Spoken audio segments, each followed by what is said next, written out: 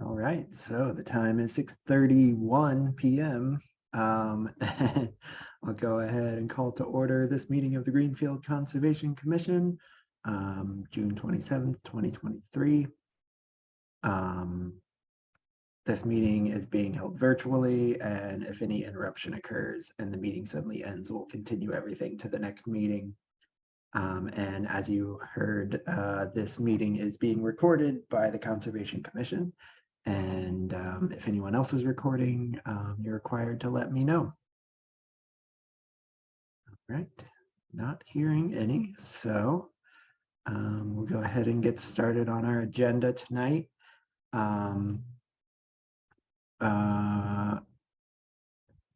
First on our agenda is approval of meeting minutes, June 13th, 2023. But if there are no objections among the Conservation Commissioners, I think we should put that off until the end of the meeting, because only two of us who are here right now were at that meeting. So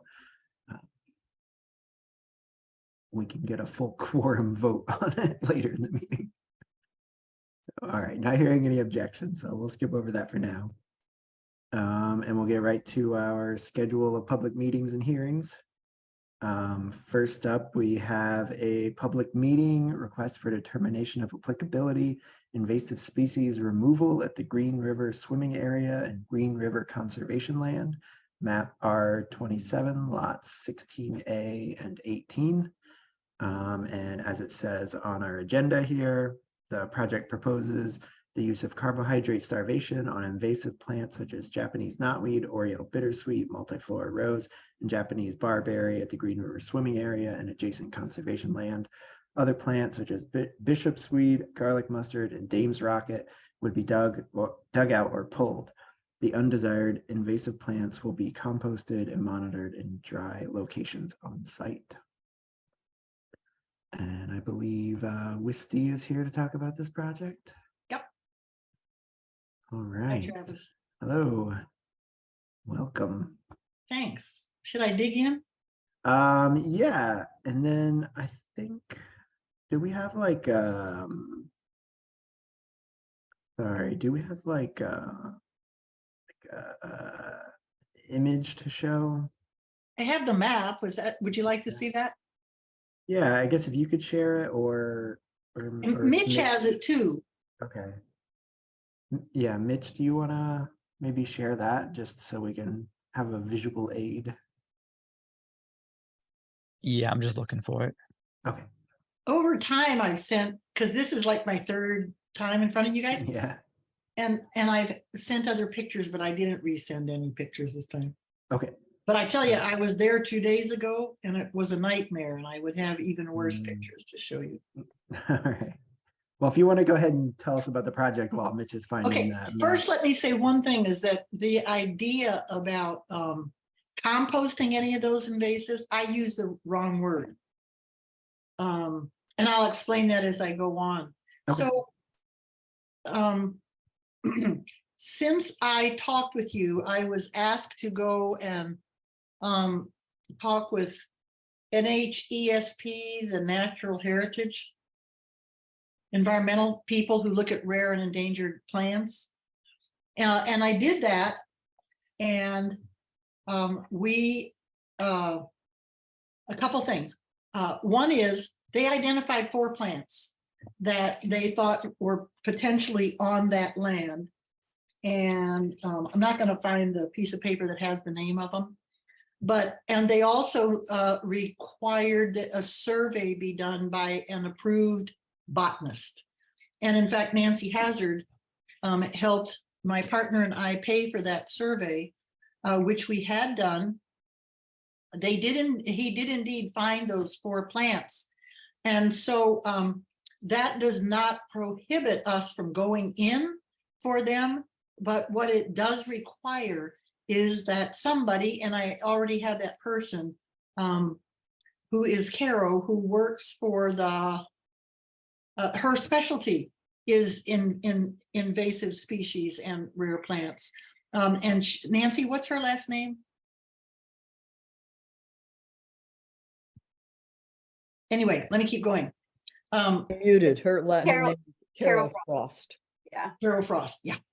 Okay, so what they would do is put a, I think it's a diameter, I'm not sure if it's a 25-foot circumference or diameter, but to mark where those plants are to keep people away from them. But in the course of doing the survey, one of the things is that, one of the things of concern is that Adam, who is the botanist who did the survey, that he found kiwi growing in the woods.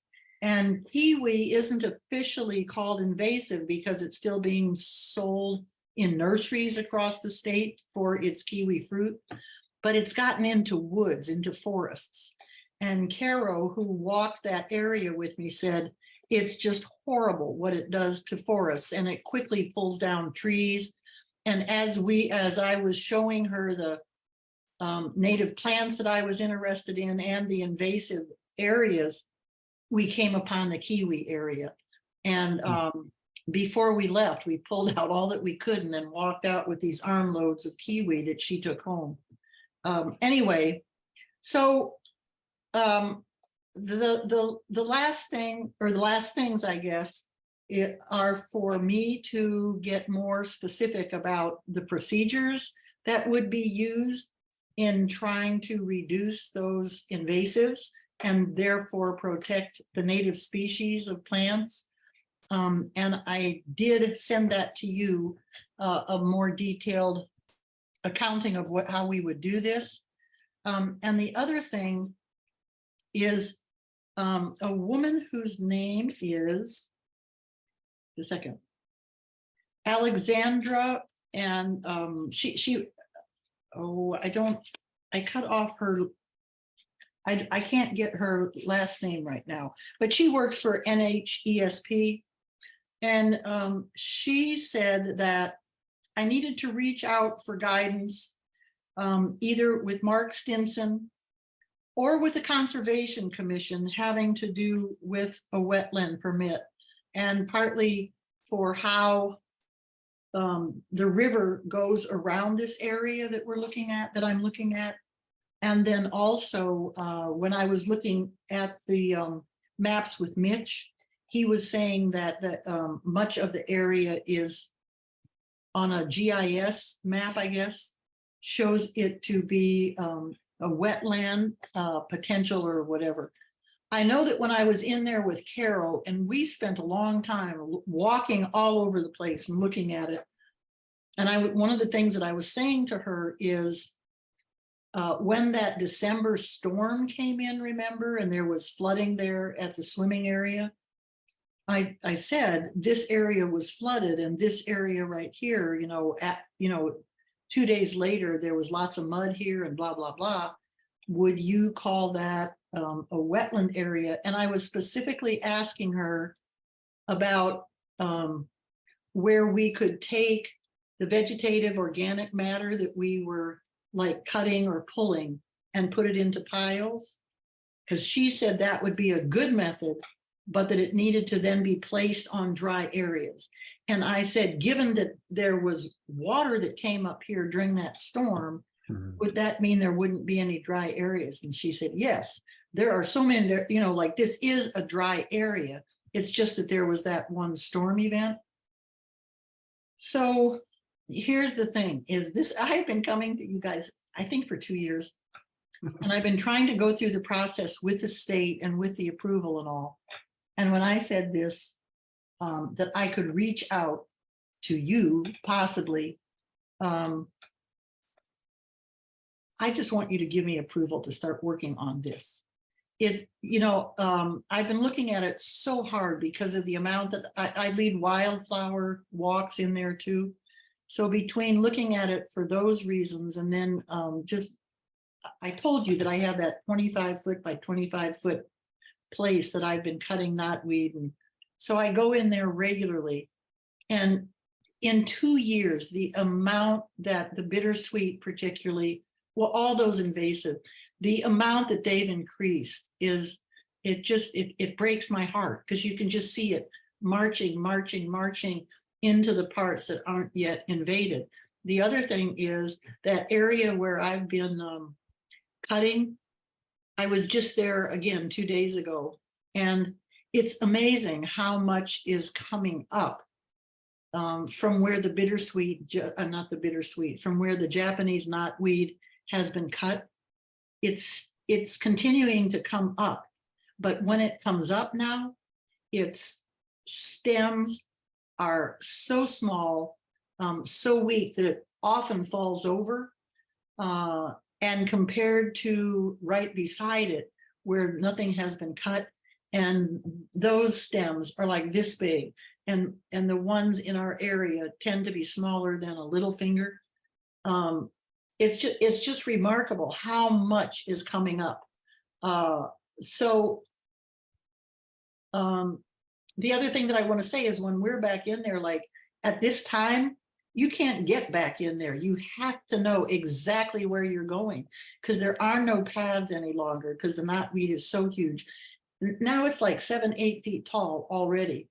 And the bittersweet it's just grown so much that it entangles your feet in a lot of the areas. So here's the deal. Oh, wait, let me just tell you. I also went to DPW. And I was saying, look, so I'm trying to get this permission. And what I want to do is go in and cut the knotweed.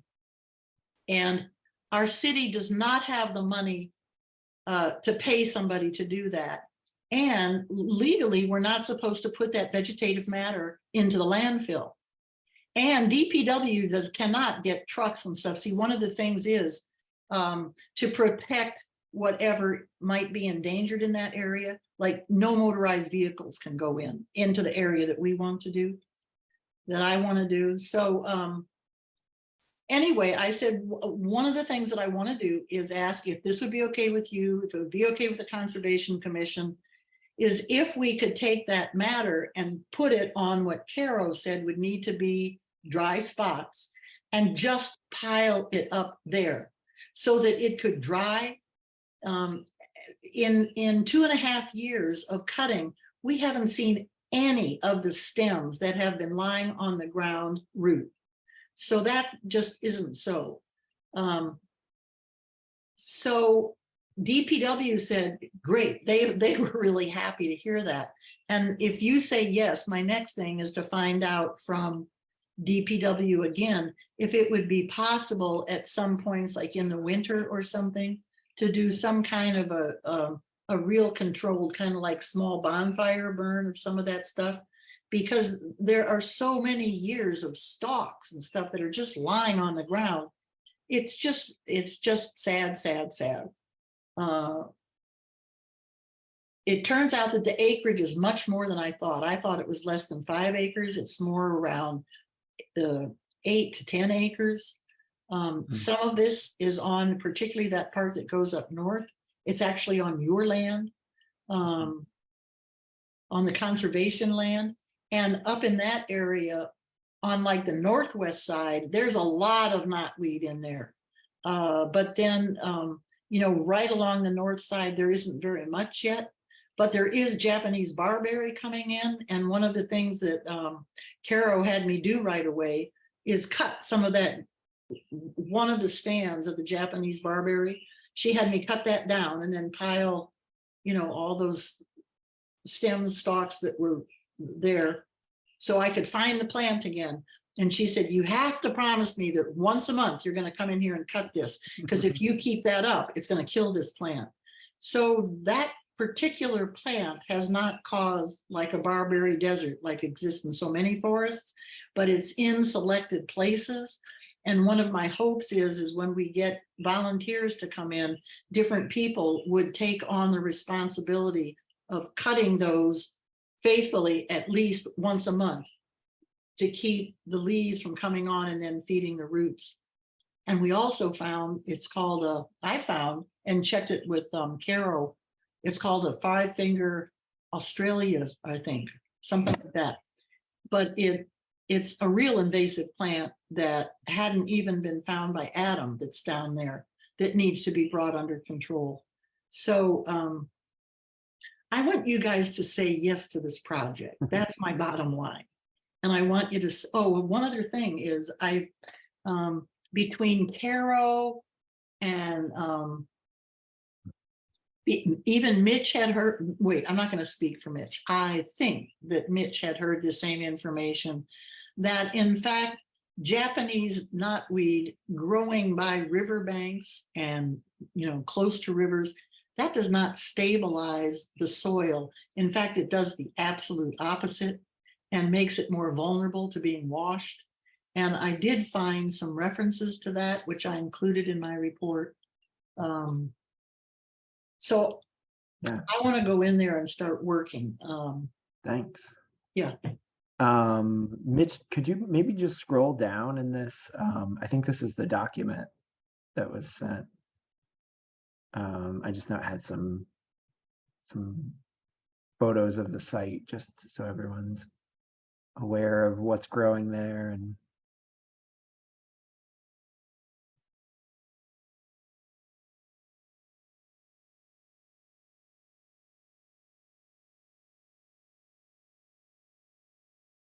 And this spot on the left is where Japanese knotweed has been cut down. Is that right? That's right. That's right. Yeah. Okay. All this orange that you see, that's all Japanese knotweed that's back there. And on the left, that's all multifloral rose. Okay. This is where it was so muddy. And if you go in now, it's that whole muddy area has all these wonderful wildflowers that are coming up in it. All right. So another thing that I'll just remind the other commissioners is that I think when this first came up, 2 years ago or whatever, we were thinking that that it might need an NOI to permit this work, but then we looked at a lunch and learn presentation from MACC where they were talking about permitting different kinds of invasive removal. And I have it. Oh, wait, I did have it open. Anyway, and they were talking about, different methods of removal and how to permit it. And, they were saying basically, if it's, hand pulling, mechanical removal, that it could probably be done with an NOI or an RDA. Hold on, I'm just going to share this real quick. This is from that presentation. They were saying like level 1 is like hand pulling and cutting, things like that. Annual meeting to discuss land management program. Oh yeah, and then level 2 is where they were getting into. Hold on. And then level 2, they were saying, an RDA or an NOI, and then, going up from there. So anyway, I just wanted to point out that an RDA was what was recommended, I guess, in that presentation for this type of. But even in there, Travis, did you see it said that or Conservation Commission? I think I saw an or. And that's what I want is the or, because that would be you guys who would let me leave thinking yippee-yi-yay. So Yeah, well, administrative approval, is that? Well, so if you did file an RDA, and if we approve that, it's approved then at that point. Like Okay. the state doesn't have to approve it. Is that what I did with Mitch when I filled that out? Yes. Oh, good. Okay. So you already did that. Yay. I don't want to do anymore. Yeah. So then it's up to us to decide, obviously, but this is what we vote on, but it seems to be in an area subject to jurisdiction. And then it's up to us to decide whether it would alter those resource areas and whether we would want any conditions on that work. So I don't know if Kristen or Erica, you have anything to add at this time? Sure. Thank you, Wisty and Nancy. I wholeheartedly agree with what your mission is. I live at the bottom of Poet Seat, and it's the same. We have people dumping their yard waste all along the bottom of that ridge, and it's just getting overtaken with invasives, and it's heartbreaking. And I also walk on your wildflower tour, I think, because I see your signs, and it's really beautiful out there. It's really sad to see all the invasives out there. I applaud you for your mission. My only comment would be, and also thank you for coordinating with Heritage, because there are rare plants out there. So I'm really grateful that you worked with Caro to get that stuff figured out. My only comment would be that the compost is not put in a resource area. So that includes riverfront, which is technically potentially dry, but it's still a resource area. That's my only comment. And I'd have to look at a map of the site, but it might all be riverfront area. I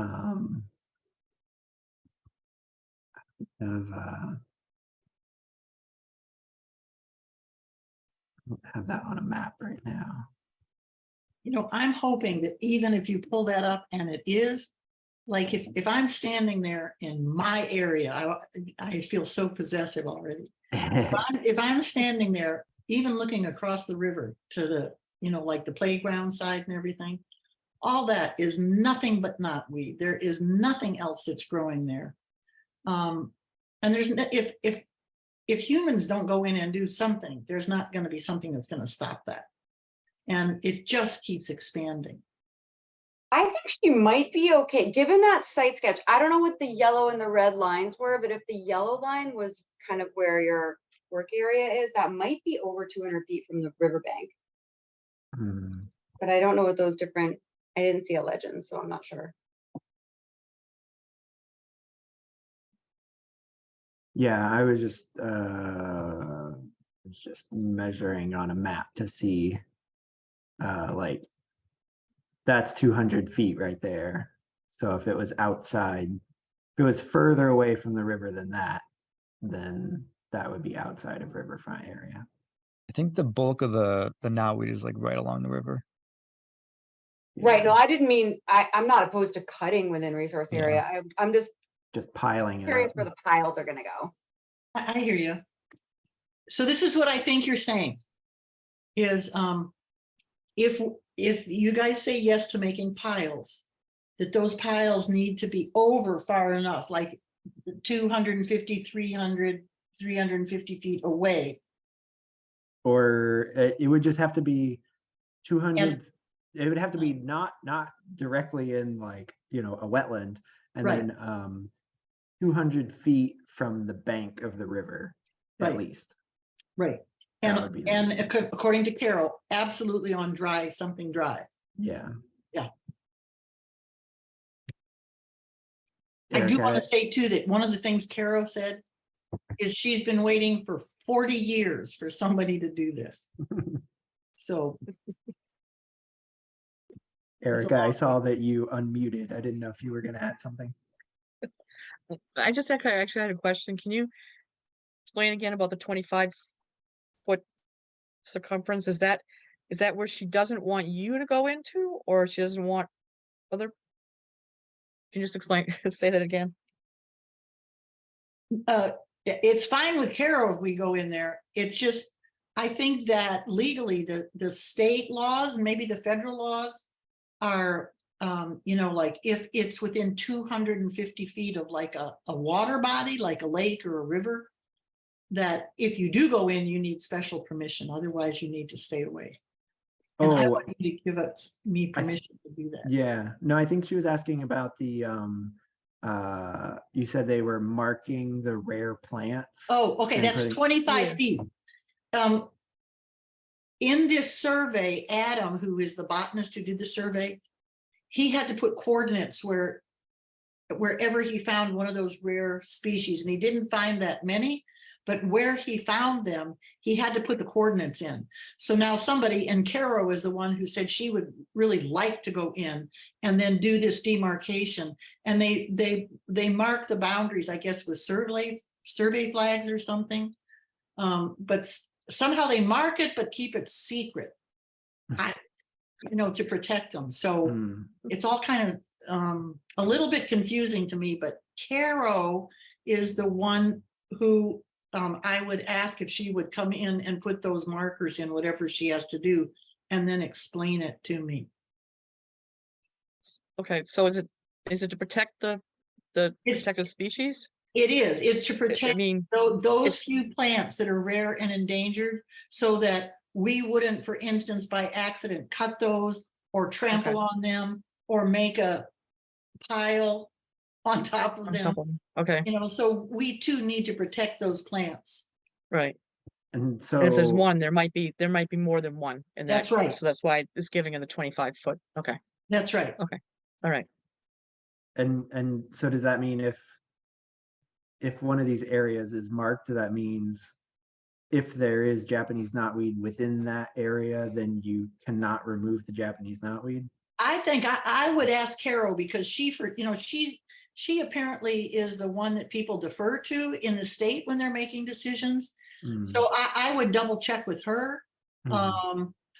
One of the things I think that I read in all this stuff that they sent me is, if, for instance, there was a day when we were going to cut where we wanted to cut, where any of those circles, those marking circles were made, I think that if she were present to see what was happening, or an official was present, then we could do it.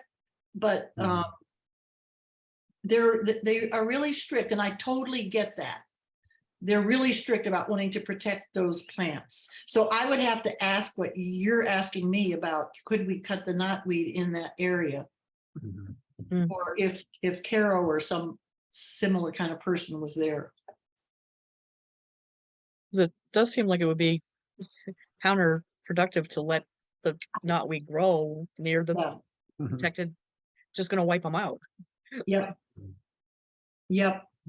Do we have any letter from Heritage on their letterhead stating their determination or anything? Was there anything officially filed with them, or? What I'm gonna do is, since I updated the procedures and everything, I'm gonna resend that to this Ally person, and I'm gonna be able to report to her, like what the outcome of this meeting is, because that was about the last thing she said. Oh, and I need to send a few more pictures. And I think that's about it. Like when Caro came, she had even read my earlier report, which was not as extensive, and it didn't have Adam's survey. So she had already seen all the most recent stuff separate from what I just told you I have to resubmit. And then Ally said, we do rare and endangered, but I needed to either get your permission, about the wetland kind of thing consideration. And if I get that, I think I can go back. And the one thing Nancy and I, in fact, were talking this afternoon about, both of us being on tonight, and about how difficult it is to get the state to respond very quickly and send something. I hope this Ally has been really quick at responding to me. I hope that she'll do it fast or help me get it fast. But the state takes months and months and months to get back. What can I say? Mhm. Mhm. And yet this is another growing season that's going by now. Yeah. Mhm. Okay. So Kristen, yeah. Oh, so we have the map here. I guess everything that would be either that like fully filled in green or the blue diagonal lines, those would be resource areas. So I guess we would want it outside of those areas, which I know doesn't leave a ton, but there definitely are locations. I wish I could draw on this. I can't draw on this to show you. It looks like in the upper, like that little square that isn't anything, sort of in the Yeah. center of the, looks like it, maybe there could be a good location there that's 200 feet from every bank, or maybe a little to the east of that, past the wetland finger there. But at that point, you're going up that hill.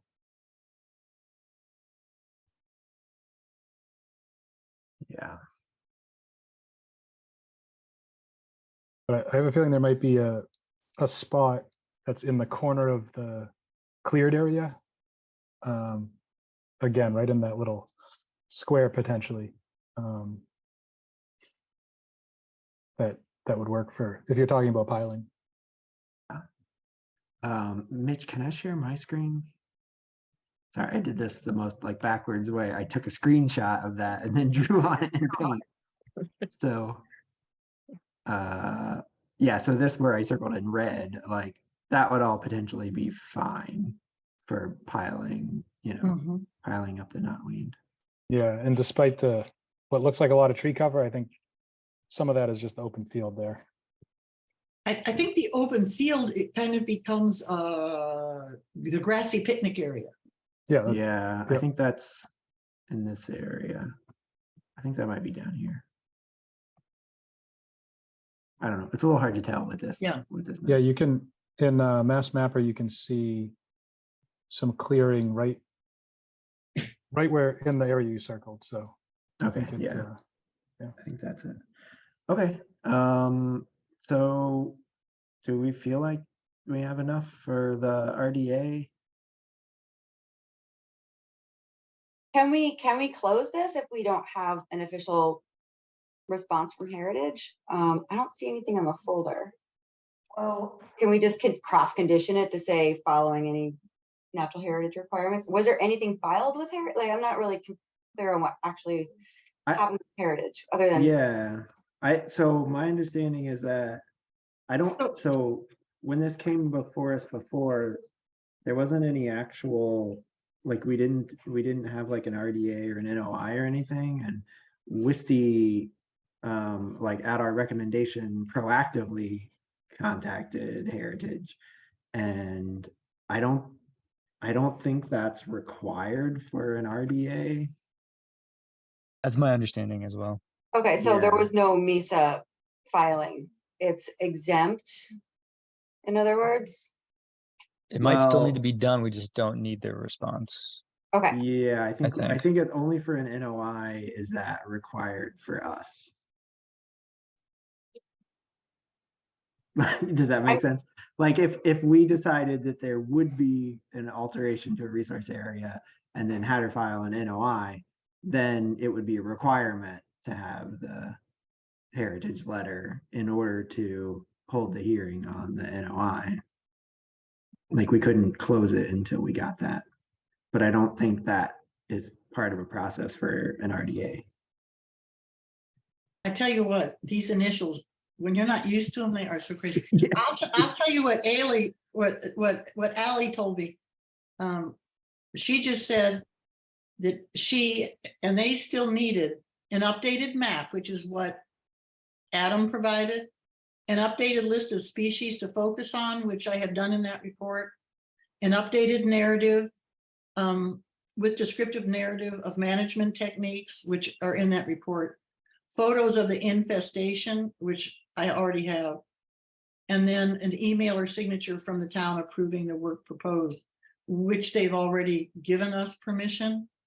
And then she just also says that about the wetland permitting, yeah.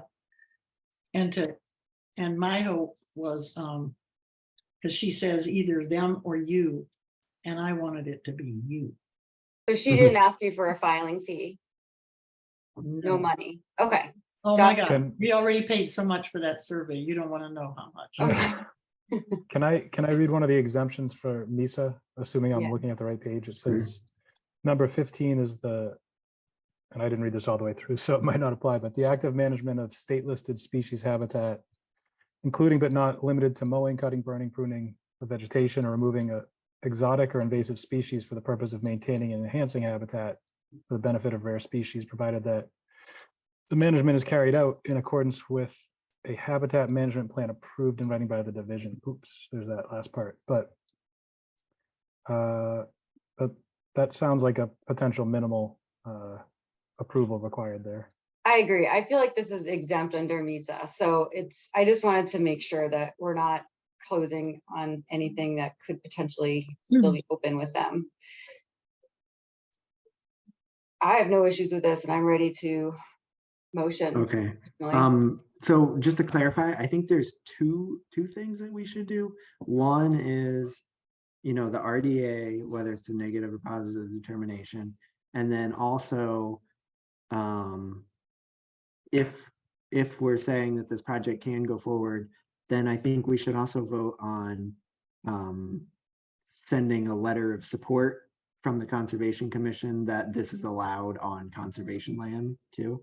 I think that's a separate thing in addition to the wetlands permitting. And that's more like conservation land management stuff. So anyway, if you'd like to make a motion on the RDA, we could do that part first. Do you want to remind us what our negative options are? Yeah, so it seems that this is within area subject to protection.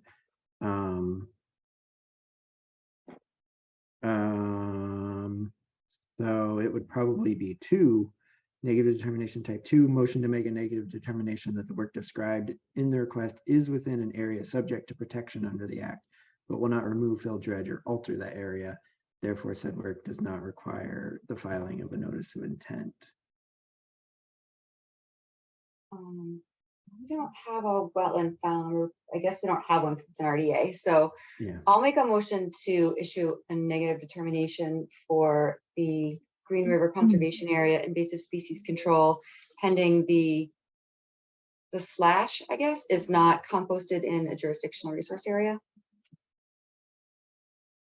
I'll second that. Okay, so we have a motion. Just to clarify, you were making a type 2 negative determination as I Yes, described. yes, Okay. thank you. All right. With the condition that invasives be piled outside of resource areas. All right. Any other discussion on that motion? Okay, I'll do a roll call vote on the negative determination. Kristen, Aye. Fletcher, Aye. Erica. Aye.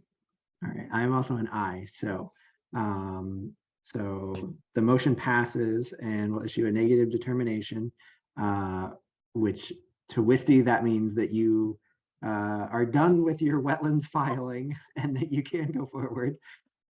So will you send me something, Yes. Travis, so that I can send that to Ally?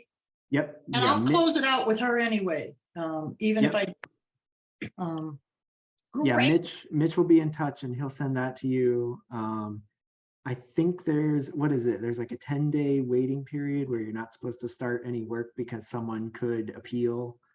But it sounds like it'll probably be longer than 10 days anyway. So Great. I wouldn't worry Thank you about it. so much. Okay, and then I just make a motion to send a letter of support for the invasive removal on conservation on the, what is that conservation land called? I don't remember what that one's called. I think it's just Green River. Green River Conservation Land. Second Second thought. that. Second. All right, a motion to send a letter of support, seconded by Kristen. Any other discussion? All right, I'll do a roll call vote on that. Erica, Aye. Kristen, Aye. Fletcher. Aye. All right, I'm also an aye. So you'll also have a letter of support from the Conservation Commission for doing that work on conservation land. Great. The Wisty. Thank you so much. All right, thank you. And anytime you want to give us some updates. Oh, I we'd would be love happy to. hear them. I would love to. Thank you. All I'll right. love to come before you anytime now. All right. Thanks. All right. So Good luck. yeah. So yeah, Mitch will be in touch with some paperwork. I'm gonna get back to my agenda here. All right, so next on our agenda, public meeting request for determination of applicability, invasive species removal at Highland Park, maps R01, R01, R02, lots 10, 12, and 6. And on the agenda, this one says, the project proposes the management of several invasive plant species in multiple areas throughout Highland Park. Around the parking lot perimeter, garlic mustard and purple loosestrife will be pulled. Burning bush and other invasive plants will be removed along Bearsden Road. The drainage area down to the power line clearing will be followed. Burning bush, barberry, multiflora rose, and Dames Rocket are in that area and under the large sugar maple and sycamore. Burning bush will be cut, not pulled, for 2 to 3 seasons until it stops putting out leaves. I believe Nancy's here to talk about that one. Thank you. Yes. Well, my job is easier since now Wisty has gone through all of it. Yeah. It's great. Do you want me to, I do have the maps sort of poised. Do you want me to screen share? Yeah, go ahead. Sorry, I okay. was muted whenever. Okay, this is for the RDA. Am I saying that right? Oh dear. Yes. Mitch, you have to help me with this. Anyway, Mitch helped me with this map. So so this is the south. I always want to look at it upside down, but anyway, here we go. This is where the big maple tree and all that other stuff are. And then going back to the parking lot, and then here's the pond, the Highland Pond area, and then there's some wetlands all through this area here. So I put in for this whole area, although I can't imagine working in this area. It's just covered with honeysuckle, but I just thought, well, while I'm at it, it's for 5 years. Who knows? Maybe we'll all of a sudden finish the other area and we'll come back and do who knows. So, but the main piece is for right this minute is around the parking area and then down the Bearsden Road and down to this area here. So this is the map that was used for submitting the RDA, has been submitted.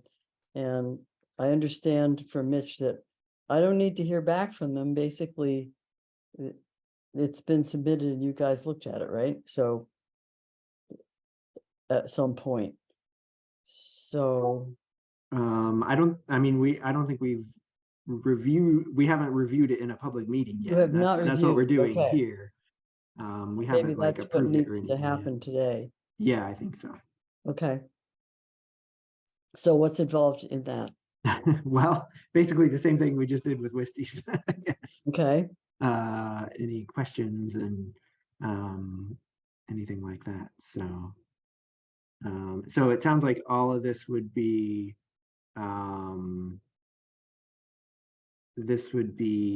riverfront area for the city ordinance because it's an intermittent stream, and also in some wetland. Is any of it like in a water body or wetland, or is it just in the buffer zones?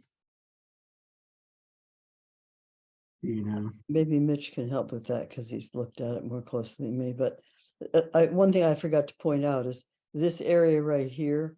Those are the vernal pools along the road, along the path, whatever you want to call it.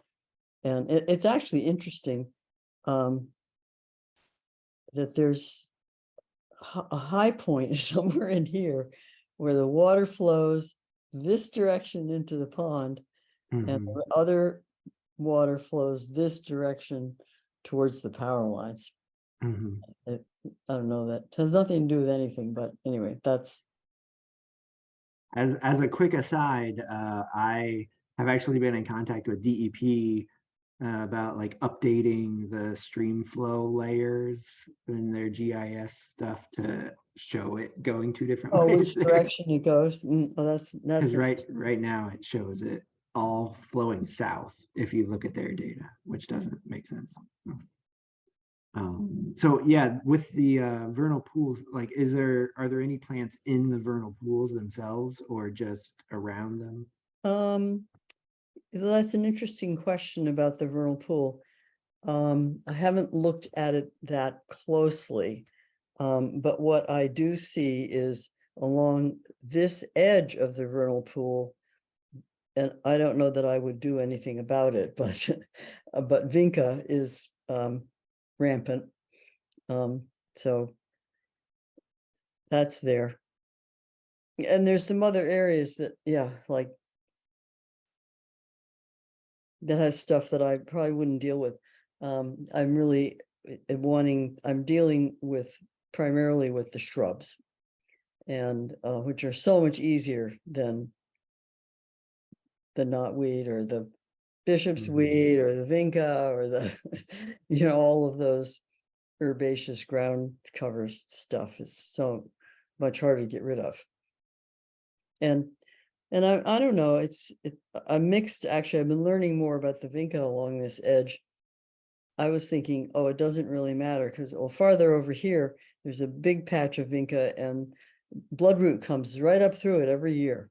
So I'm Mhm. like, oh, well, it's kind of invasive, but it's not excluding the natives. On the other hand, what I learned is that that the vinca doesn't have the insects and things in it which a salamander who's getting out of the water would want to eat. So Mm.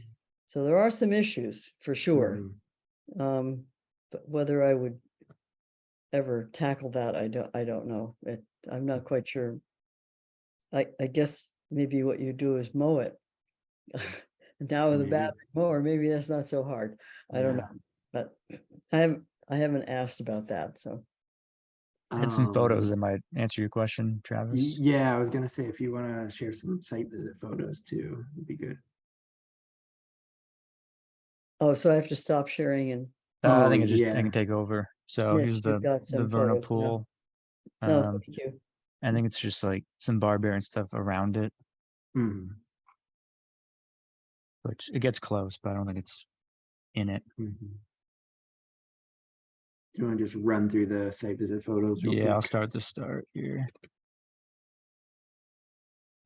I think this is near the pond. I was just wanting to show that it's a Right. little wet, the stream near the pond, but that's kind of the only spot. It's pretty dry everywhere else.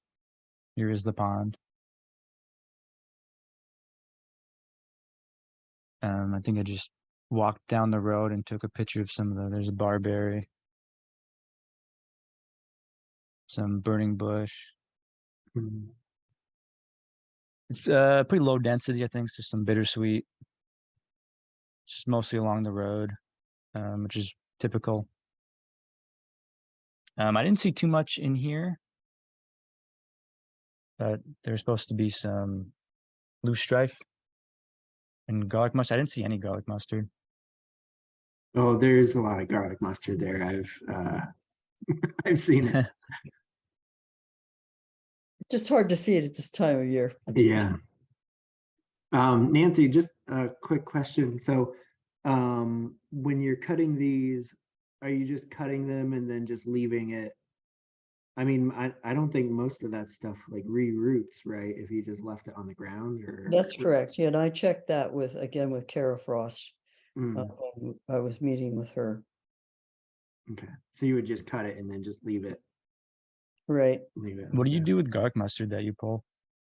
The garlic mustard, what I've been doing, what I've been doing with it, is well, one year when it was really bad, and the Dames Rocket also down near the end where those big trees are, is we put it on the road at sort of the top of that, and then I let the DPW know that there was this huge pile of stuff, and they're so good at picking things up.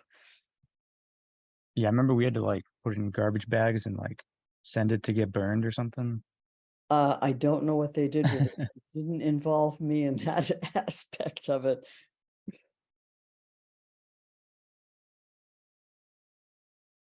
So I think this is down by the power line. There's some bigger stuff. Nancy, The large burning bush. Yeah, there's some toothwort and stuff, in addition to all the trillium that are underneath those huge trees. And the trillium's right on the edge of the vernal stream. So that's something that I particularly have my sights on of protecting it. I think Fletcher had a question. I was just gonna say with the barberry, will you be getting to that? I don't know how long it holds its fruits, but if you're leaving it there, you'd be getting it before the berries emerge there. And then I don't That's a remember really if good question. burning bush has the same, but Yep, they both have that issue. I don't know if they're viable like that, or if a bird has to eat it and poop it out or what, but I was just curious about that. I'm pretty sure they're viable, because when you see a large burning bush, Hmm. you'll see a lot of baby burning bushes in the area. Yep. Maybe DPW That's can why I was assist. hoping to get to do our first cutting in June, as Caro had suggested, but at this point, this Mm, season is gone. So mm. So maybe you could focus on managing the things that don't have viable fruit, and then next season you can get the other ones before they do. right. Yeah, I think that's where we're at this point. Got it. One thing I would add, this doesn't really relate to our approval or anything, but just to let you know that like past the pond, like this is all private property on that side. Oh, really? Oh, I didn't know that. It's like with these houses all the way over here on Highland Avenue. It goes all the way back Oh, to I the see. street. Right. Thank you. I just found that out recently, but Well, now that I look at the map, of course. once you look at the parcel lines, yeah, Well, I guess I could So- talk to all those homeowners and see if they'd like you to could, get involved. yeah. Well, and I guess that would be the same if you kept going, north.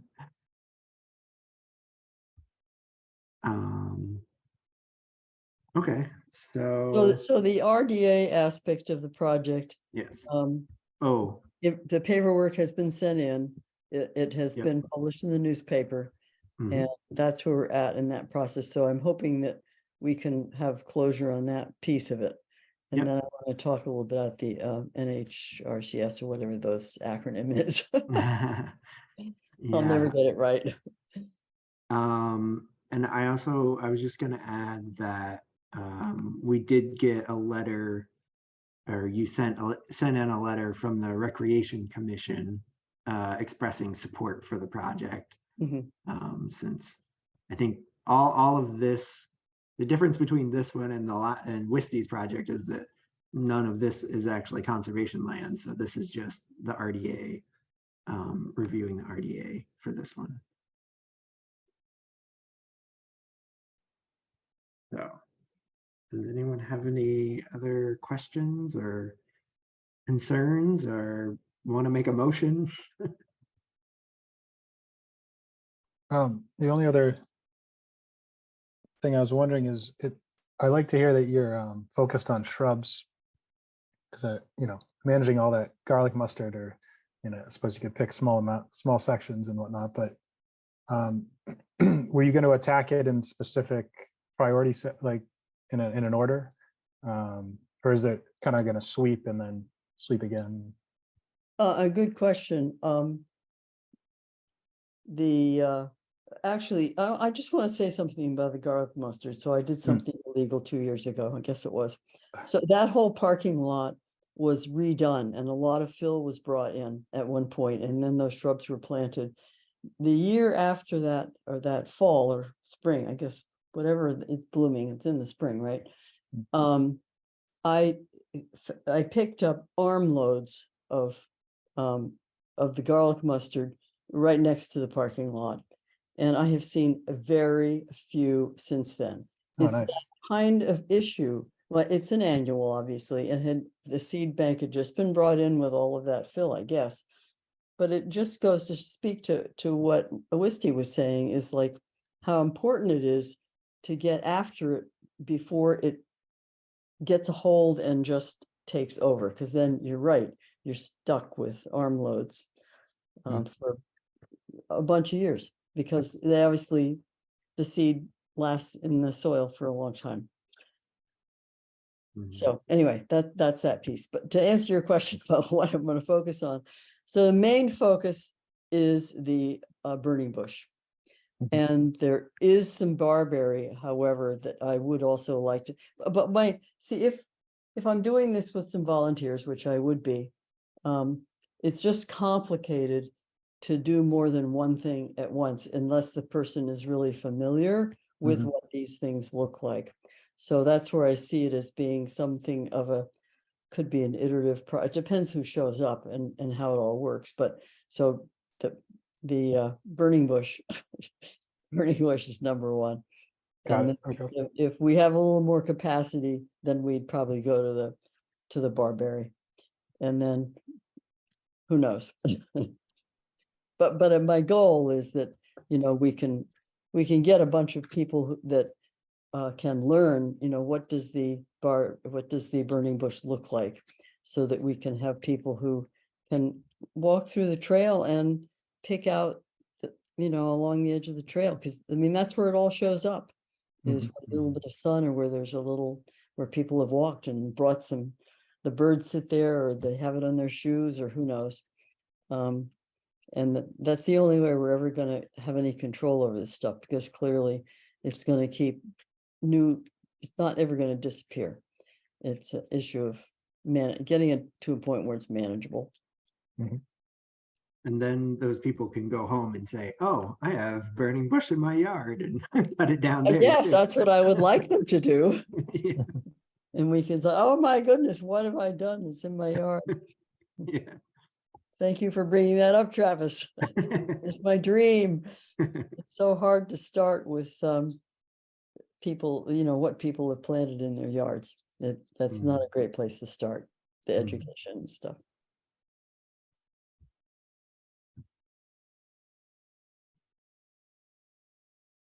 You want me to So, talk about the National Heritage stuff before you? oh, yeah, I guess you could go ahead. Yeah, okay. Yeah. Well, when I came a couple of weeks ago, or whenever it was last month, I think I mentioned to you that I had met with Kara Frost twice, and we had walked both the area that Mitch just showed the pictures of, as well as the Poet's Seat area, going from the parking lot up to the tower. And along there's the white dot trail that sort of parallels that road, that's a little bit, you know, down the slope towards the river. And we walked those areas, and so there are some rare and endangered species. I think only one in each of those two different areas. And but it was very clear when we walked exactly where we wanted to work. She said, that's okay. You don't, you know, you're okay. You can work in those areas. And then she sort of hinted at or warned what areas were most likely to have that endangered species, which of course they can't talk about, you know, what it is and exactly where it is. So I asked her if we could get a letter from her or from her boss, Amy Honig, and Caro talked to her boss, and it sounds like her boss Amy wanted to write that letter. And that was a month ago, 2 months ago, I don't remember. And I have reached out directly to Amy a couple times with an email saying, I have this meeting coming up. Could you please get this letter complete? You know, sent it. And I've heard nothing.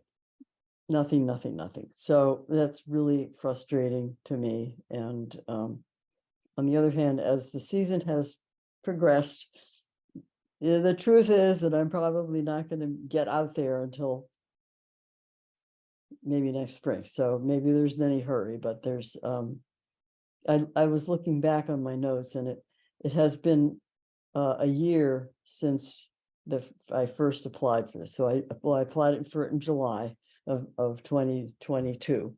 So now it's been a year. And yeah, I share with Wisty how incredibly frustrating it is. I recognize that the rules and regulations are really set up for, big projects, and I appreciate that those people who are doing these big projects have to jump through these hoops.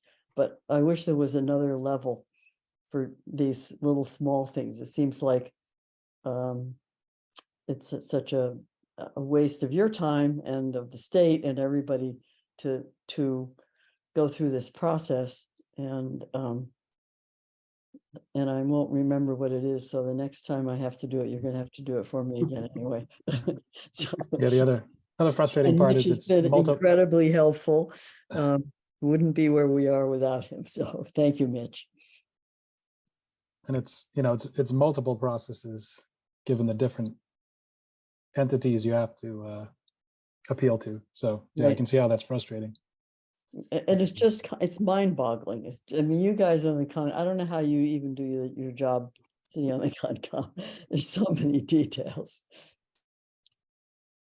Yeah. Well, I think I'm ready to make a motion, but I Okay. want to make sure no one else has any other questions or comments. So one thing I was going to add is that this one might actually be a type 3, because it's within a buffer zone and will not alter an area subject to protection. Because it sounded like, it wasn't going to be directly in. So one thing we probably should do is if we were issuing a negative determination, we might want to do a type 3 for the Wetlands Protection Act, but a type 2 for the ordinance, because it is within a resource area for the ordinance. So we might have to do 2 different ones, because yeah. Got it. All right, I'll make a motion. Excuse me. Let's see. Make a motion to issue a negative determination for the Wetland Protection Act,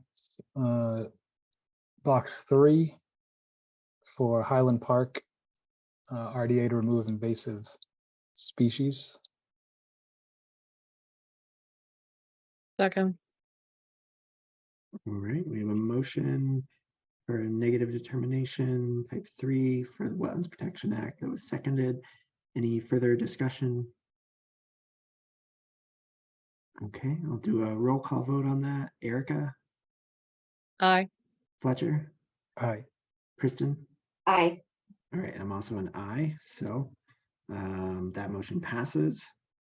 All right, Thank and you.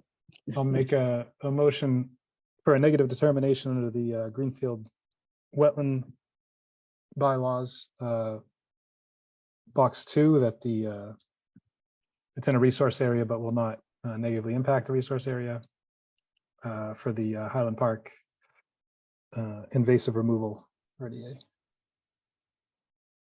Second that too. All right, a motion for negative determination type 2 for the local ordinance.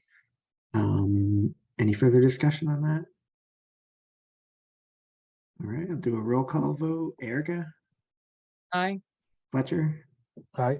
Kristen. Aye. All right, and I am also an aye. So 2 negative determinations. So Nancy, just like Thank Wisty, Mitch will be in touch with the paperwork, and yeah, good luck. Good luck. Thank you. Yeah. And thank you. Yeah, Yeah. thank you for being Thanks. proactive. Thank you. Thanks for jumping through the hoops. And if I ever get a Thank- letter from the National Heritage people, I will definitely send it to you. Or maybe they'll Great. send it to you directly, who knows? So All thank you right, so sounds much. good. All right. Thanks you. for taking on these projects. It's such a, I don't know if how many of you have done invasive plant removal, but I just find it incredibly satisfying. I don't know how else to put it. Or maybe it's sort of like therapy or something, but I know what you mean, Nancy. I just get, it just feels good. You know, you can see your work, you can see the difference. And you know that if you've stopped it at where you have stopped, I mean, Wisty's project is much huger, but that it's probably not going to get deeply into the woods and take over the world. And we've all seen photographs of places where that has happened. And hopefully we can keep that from happening here. Yeah, I'll just add that I used to work in Tennessee trying to control kudzu, Oh, and that wasn't very satisfying because it didn't seem like you were ever making progress. Mm. I can imagine that would be really difficult. All right, well, thank you, Wisty and Nancy, and I think we'll get to our next agenda item now. So, Thank you. yeah. So our next agenda item is a public hearing, notice of intent, bank stabilization at the Green River swimming area. The project proposes repairs to about 300 linear feet of bank along the Green River. The repairs include building out the top of bank and repairing it to a 2-to-1 slope. It will be covered with biodegradable core erosion control fabric. The entire slope will be planted with native shrubs. Large rocks on the beach, which were part of the riverbank, are proposed to be incorporated back into the toe of slope to aid in stability. And I think Kristen is recusing herself from this one. Yes, thank you. I kept myself off of mute so that I could offer that. So I'm going to shut off my microphone and my video right now and leave the room. But how do I know when to come back if I leave the room? Oh, well, I think you I don't don't think have you need to. to. Yeah. Yeah, I don't think Okay. you technically have to leave the room, but if you turn off your video and Okay. audio, then at least we can't see your reaction or hear you. Okay, sounds good. All right. All right, thank you. And all right, so do we have someone here who wants to start presenting on that one? Hi, Travis. This is Alan Tworog. Hey. I'm on behalf of the DPW, along with Mickey Marcus from SWCA. They're the ones that did the bank repair plans. So I'll let Mickey take it from here. Got any questions on the plan?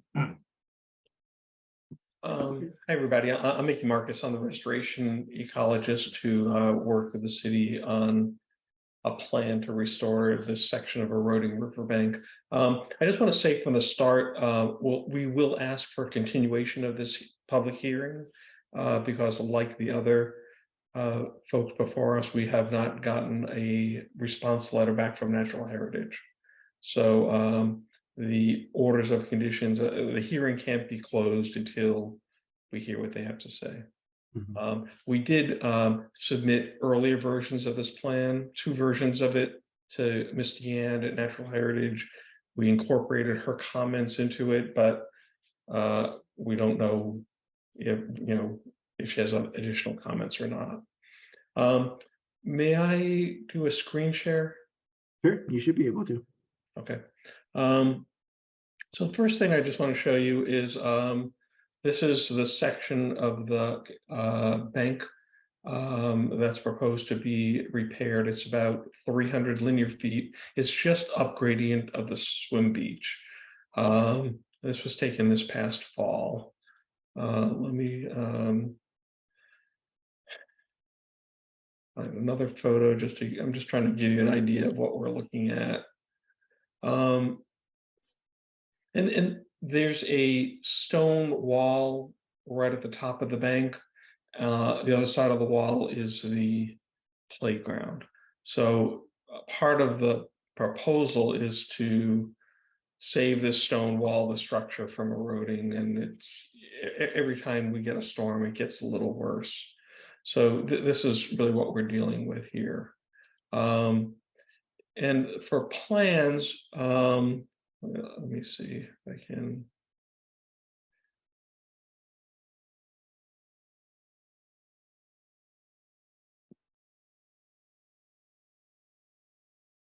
So this is the overall, the first sheet of the plan. It just shows in this area of red up here. It's the area just upgrading of the swim beach, and here's the playground right here. What this first, there are two plan sheets that have been submitted. The first is just this overall sheet showing all the survey cross sections of what the bank looks like. And the second sheet I'll show you now is, let me get that for you.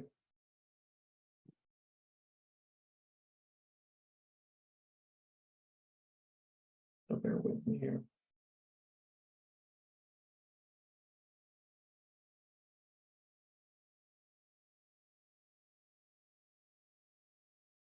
The second sheet is showing the details. So I guess what I want to point out is this is that stone wall I showed you a picture of in this upper left-hand corner. This line is the existing bank, and the river is down here. And what's proposed here, this green and this line, is the new proposed bank. So what the plan is proposing to do is instead of having the slope go down right from this stone wall, create about a 6 foot wide bench next to this wall, grade down to the river. So basically this is all fill that's being added to create a stable slope. And what we're using is a biodegradable coconut fiber over the slope, native plants on top. What Travis mentioned reading the NOI, there's a bunch of stones that have fallen from the bank to the toe of the slope. And so the idea is to incorporate the stones right to the base of the slope right here. There are a lot of native plants in here. It's the access, there's good access to the site from upstream or downstream. So there's no trees that need to be cut for this project. It's basically just building up this bank and restoring it. Wetland impacts. So there's 300 linear feet of bank that this project is working on. There's and that bank is being restored in its entirety.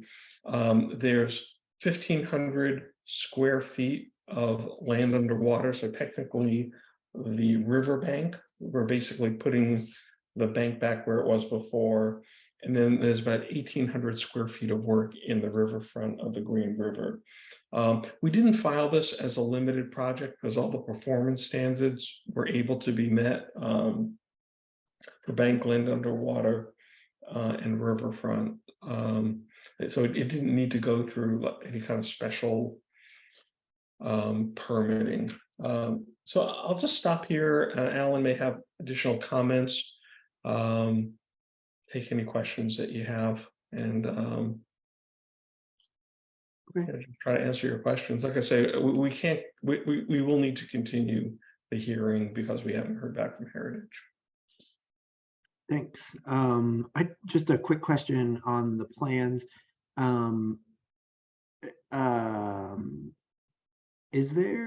Does it clearly show on here like the existing, I know there's a line that says existing stream bed and land underwater, but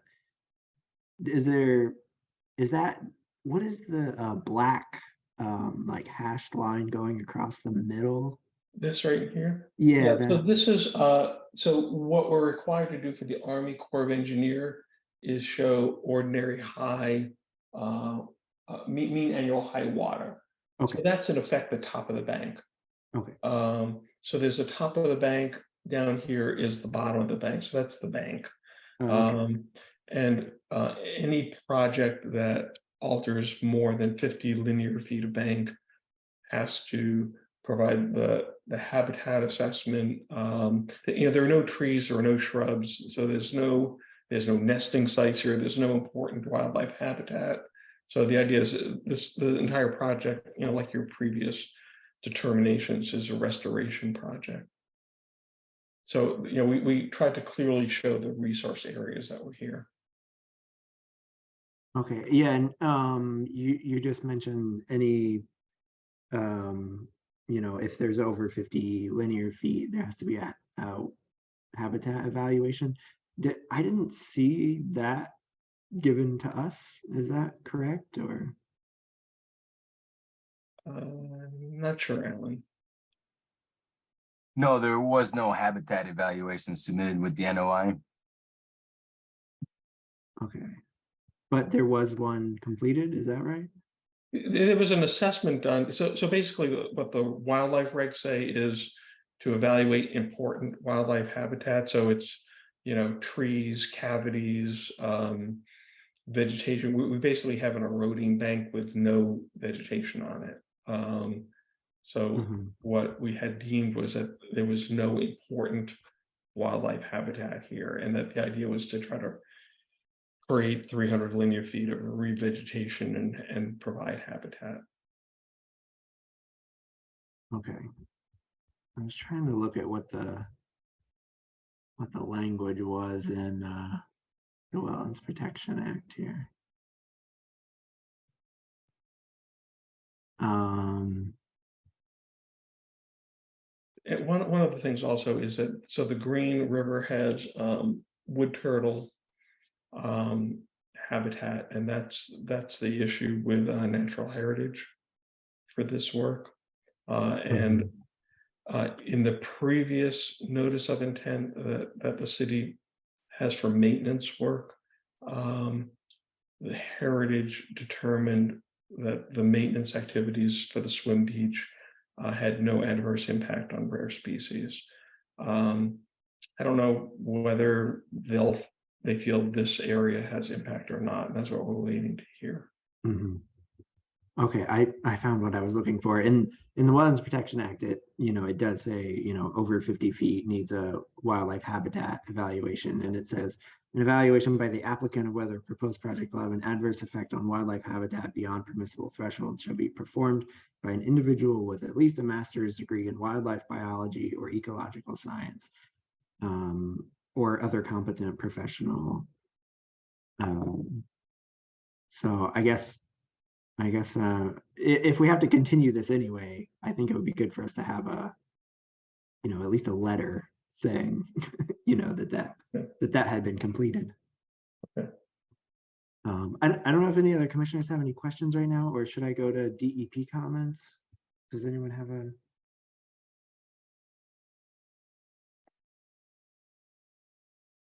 I just had a question about how are you going to get the fill in? Are you going to dump it like over the wall kind of thing, or? No, thank you for mentioning that. When I said earlier that there was good access to the site, so on the north upstream side of the site, there's an existing access path to the river. So a contractor could come down that way, the north side of the playground, or from the swim beach side. So there's access from either end. I don't know where the contractor would want to go, but there's no land disturbance that's needed, no tree cutting, or there's good access to this part of the site. So yeah, they wouldn't dump it over the playground. They'd work from the riverbank. I'll go back just to show you the picture again, if I may.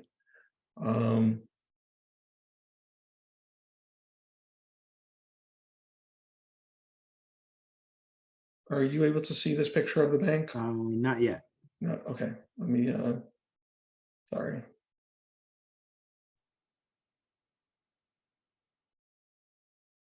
Okay. So this is typically what the bank looks like during most of the year when the dam is down. So there's low water. this is, you're looking from upstream, downstream. So there's access from the swim beach. I don't have a picture showing the upstream end, but there's access there. So yeah, they wouldn't come in over the playground. They'd work on this gravel bar.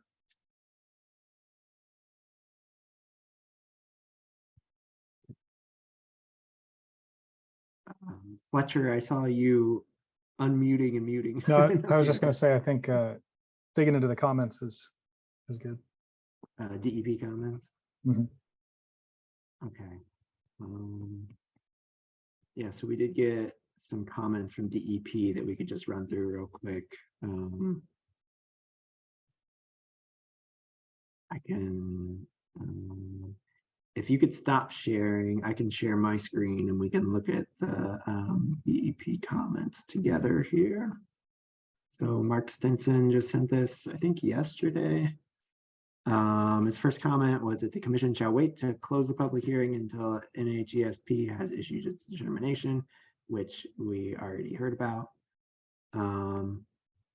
The commission needs to make sure there is no project work area conflict between any new order and the existing order for the annual maintenance, DEP file number 1680347.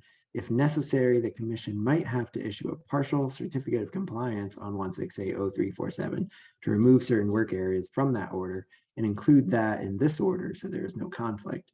The commission may also consider issuing a complete COC on that order and having all the work approved under that order, now done under this new file number. Does that make sense to everyone? Yeah, let me address that, and Alan will Sure. chime in if I get this wrong. But the city approached the commission earlier this year to do this bank restoration work as an amended order of conditions under the maintenance project that you've already issued for the swim area. And the commission decided not to amend the existing orders, but to ask for a new order. So this area, and the commission's reasoning was that this work was not included. It was a separate project. So I don't think there's any overlap in the maintenance order conditions. Otherwise, we would have just filed this as another maintenance project. But definitely, I don't think the city wants to have this project supersede the existing 5-year order for maintenance at the swim beach. They're totally different projects. So, oh, sorry. Go ahead, whoever that was.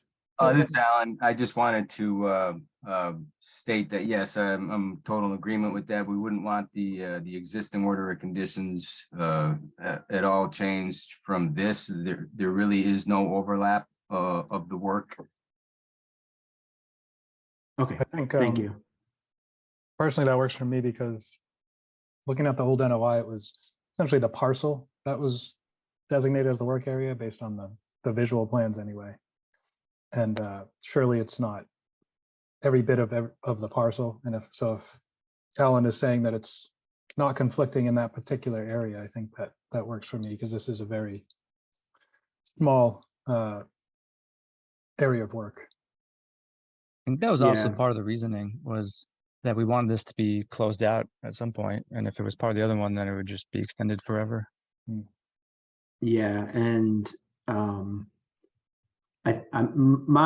when I read this comment from DEP, I was thinking, in the maintenance one, it talked about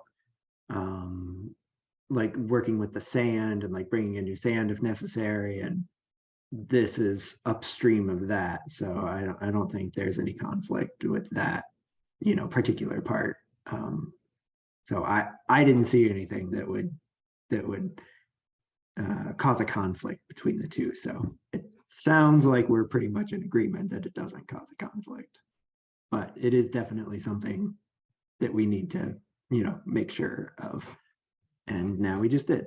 So, all right. So the third comment, the commission should review the updated NOI page 2.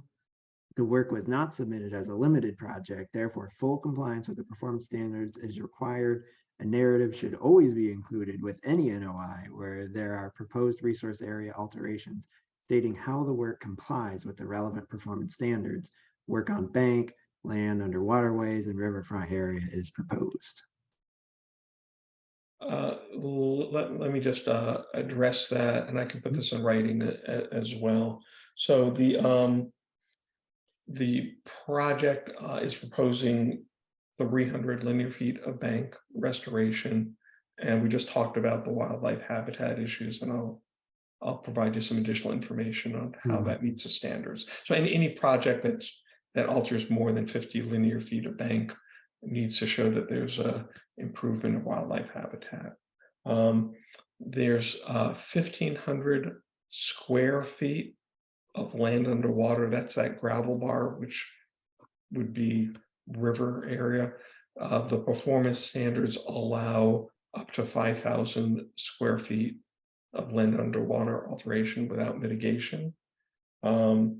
And then the riverfront work is 1,800 square feet, and the regulations allow up to 10% of the alteration of the available riverfront on the site. I think Alan in writing the NOI gave the total number, but we're way below the 10% threshold. Plus, this is also meets the performance standards for riverfront restoration. So because it looked like the alteration of the wetland resource areas could meet the performance standards, we didn't file this as a limited project, which has its own issues. So I'll make that clear to the commission in a letter. Okay, yeah, and I guess one question I had about the riverfront though is if this is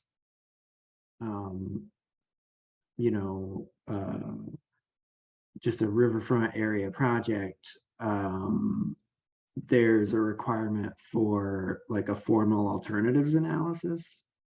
Yeah, but not for restoration. It's not. They're not building any structures. They're not building any impervious areas. It's all restoration. So there's a different standard for the restoration part. Okay. Yeah, So I guess I'll make that clear. Yeah, I guess if you could, outline all that, that would be helpful for us to compare instead of trying to like look at the plans and see how it Okay. is. Okay, and then number 4 is the commission and applicants need to note that any resource area boundaries approved under the existing order are still binding on this new NOI OOC. However, it appears that the precise boundary of top of bank or the lower bank were not clearly shown. For this comment and for comment number 2 above, the commission needs to review those plans for the existing order and carefully review that narrative and the conditions listed in that order. Yeah. So the plans actually, the plans do show there's no bordering vegetated wetland. It's just upper bank, lower bank, land underwater, and riverfront. That's shown on the site plans. So Mark didn't catch that, but that's there. The original orders that the commission approved for the maintenance work only had boundaries shown for bordering vegetated wetlands for maintenance work. So they never showed mean annual high water, top of bank, low bank. That was never part of the notice of intent that was originally submitted. Okay, so there's no conflict there. No. Yeah. Okay, and then the number 5 comment is just a great deal of information is included in the notes on the plans, which the commission should carefully review. So yeah, there is a lot. True. Yeah, and a lot of the notes are just are construction related. It's maintenance. We say that can't leave exposed soil more than 7 days. There's a lot of maintenance notes, planting notes, construction notes that's really geared towards contractors. Does anyone have anything else on the DEP comments before I close this, and maybe we could look at site visit photos?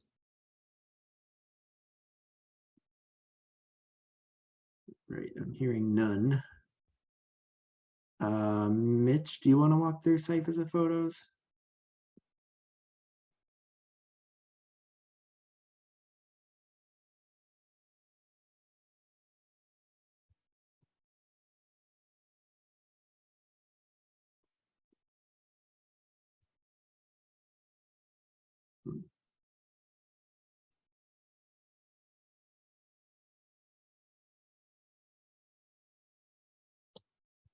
It's pulling them up. So Okay. not too much to see, but just some pictures of the bank. Mhm.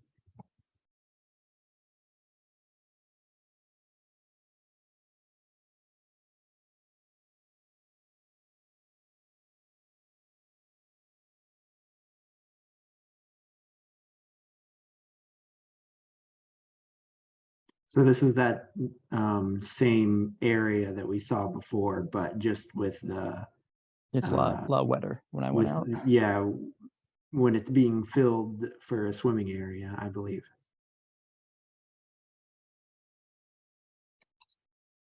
So I think that's it. It's just this stretch. If I may just add in, that's a good point. So the city maintains the dam. So obviously any bank repair work will be done with low water flow in the river, right? Mhm. You're not going to do the work under a filled pool. Yeah.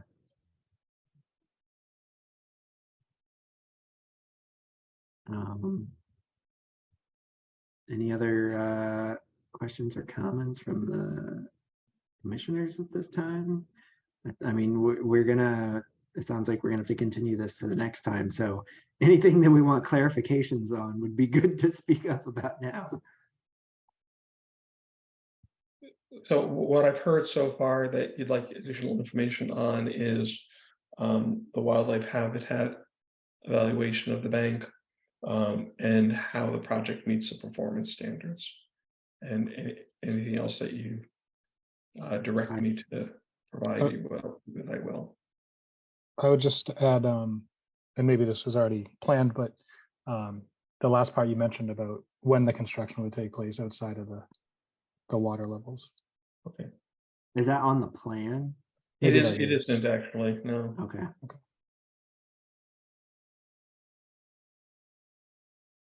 Yeah, do you know, I mean, assuming this all goes through as quickly as possible, do you know like the timeline for when this work would be done?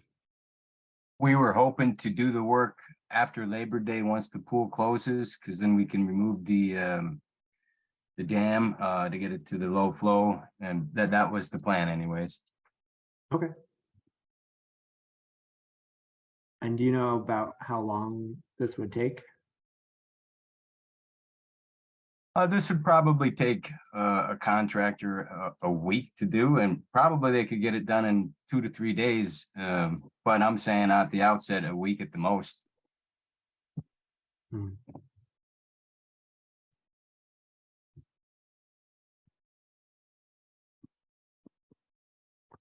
All right.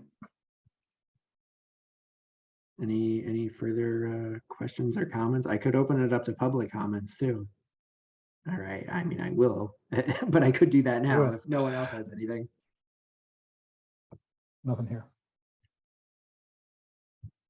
Right, this is a public hearing, so I'll go ahead and open it up to any public comments at this time or questions.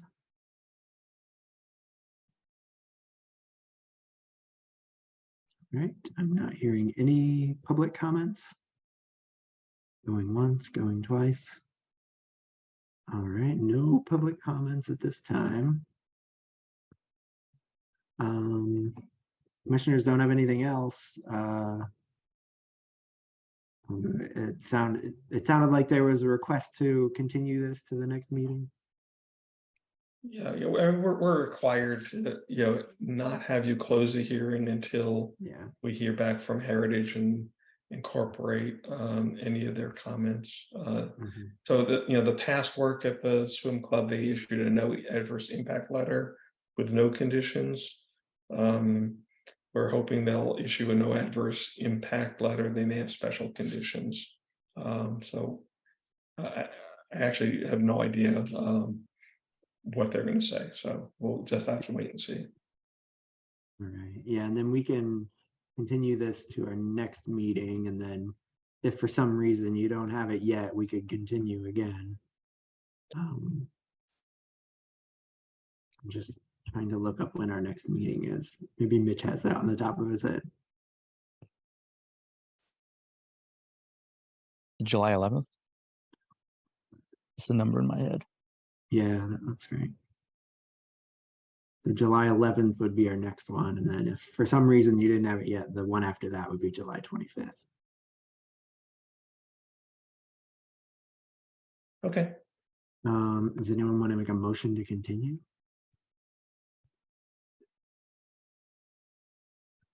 I'll make a motion to continue the 2023 NOI number 1680356 to our next meeting pending NHESP feedback. Second. All right, and just to clarify for the record that our next meeting is July 11th. All right, any other discussion on that motion? All right, I'll do a roll call vote on that. Fletcher, Aye. Erica? Aye. All right, I'm also an aye, so that will be continued to July 11th. And hopefully you'll hear from them by then. And thank you all for your time. Good night now. All right, thank you. Thank you. Thank you. Okay. Let me get back to my agenda here. Okay, so next on our agenda is other business and enforcement updates. Any topics not reasonably anticipated 48 hours in advance of the posting of this agenda? I don't have anything. I don't know if, oh, welcome back, Kristen. Sorry, I forgot to say that. I have nothing. Okay, I don't have anything either. Do you have, I see there are two enforcement updates.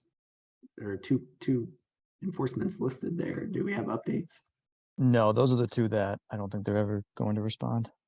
Oh, But okay. at least we're down to those two. Okay. I guess at some point we should decide what we're going to do about Yeah. that. Are there any project monitoring, correspondence, and site visit scheduling? Yeah, update on the parking lot construction at 15 Greenfield is just that I did the pre-activity. So, they put up the erosion controls, the sign is up, I have the signatures and all that. So I think they started probably a week or two ago. Which one was 15 Brand? Oh, yeah. I remember. Oh yeah, I actually drove past there and I saw the trees all cut down and I was like, oh yeah, that's where they're building a parking lot. All right, so sounds like that's it then. Anyone else have anything before we adjourn? Not I. You got to go back and do the Oh yeah, um, thank you for the reminder. So I put this off to the end of our meeting. Approval of meeting minutes, June 13th, 2023. I just had a typo comment. Okay. On the second page, right at the last line of the first paragraph, I think it's missing a word.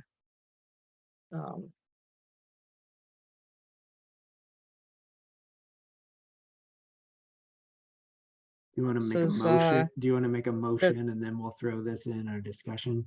Oh, okay. Make a motion to accept the minutes from May, June 13th. oh, sorry, June 13th, 2023. All right. Second that. All right. Motion was seconded to approve, and then discussion on the motion. He said, what page was it? Just the second page, it was just a missing word. The right at the top of the page, the very first paragraph, it says, right at the end of it, just says the applicant, Mark Leonard Lombard, stated that he will be erosion controls as needed. Oh, I think will be the using or something, or will be implementing Yeah, or thank you. Good catch. something. Okay, yeah.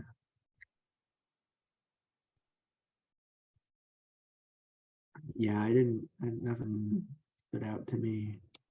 That's all I saw. Any other discussion on the minutes? Mm. All right, we'll do a roll call vote on that. Erica, Aye. Fletcher, Right, Kristen, Abstain. and I'm also an aye. So the minutes are approved from June 13th, 2023. Thank you for remembering that, Erica. All right. It was only because I had that one comment. Yeah. You're like, I didn't get to say my comment yet. All right, if there's nothing else, anyone want to make a motion to adjourn? Make a we'll motion to adjourn. Erica got it. All right. I'll second it though. All right, motion to adjourn, seconded. All those in favor of adjourning? Aye. Aye. Aye. All Have a good night, we- everybody. We're adjourned at All right. 8:11 p.m. All See you right. next time. Bye, everyone. Bye. Thanks. Bye. Bye.